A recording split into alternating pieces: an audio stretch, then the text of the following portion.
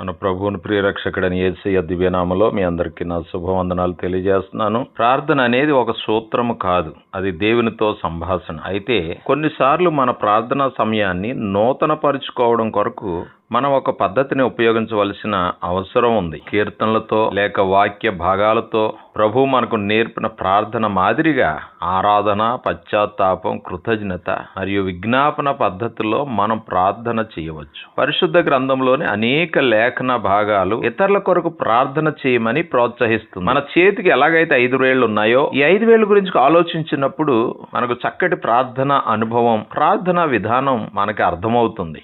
5 విధాలుగా మనం ప్రార్థన చేయొచ్చు. మొట్టమొదటిగా మనం చూసినప్పుడు మన చేతులను ముడిచినప్పుడు దగ్గరగా ఉండేది బొట్టన వేలు. కాబట్టి మీరు ప్రార్థించే వారి కొరకు, సన్నిహితులకు, శ్రేయోభిలాషుల కొరకు ప్రార్థన చేయొచ్చు. ఫిలిప్పీలకు రాసిన పత్రిక 1వ అధ్యాయము 5-6 వచనాల్లో పౌలు గారు అంటాడు ఫిలిప్పీ సంఘముతో, మీ అందరి నిమిత్తము నేను చేయు ప్రతి ప్రార్థనలో ఎల్లప్పుడూ సంతోషంతో ప్రార్థన చేయుచు నేను మిమ్మల్ని జ్ఞాపకము చేసుకున్నప్పుడెల్లాను నా దేవునికి కృతజ్ఞతాస్తుతులు చెల్లించుచున్నాను. దేవునికి స్తోత్రం. పౌలు గారు ఎలాగైతే బొట్టన వేలు మనకు దగ్గరలో ఉంటుందో, అలాగే మన సన్నిహితులు, శ్రేయోభిలాషుల కొరకు మొట్టమొదటిగా మనం ప్రార్థన చేయొచ్చని మన బొట్టన వేలు మనకు నేర్పిస్తా ఉంది. ఈ ప్రార్థనలో మనం ఏ పద్ధతిని పాటించినా మనం మాట్లాడేది మన పరలోకపు తండ్రితోనే కదా. ప్రార్థనలో ప్రాముఖ్యమైనది మన మాటలు కాదు, మన హృదయ స్థితి. మన మనసులో ఏముందో ఆయన వినాలనుకుంటున్నాడు. ప్రార్థిద్దాం, ప్రతిఫలాన్ని ఆశిద్దాం.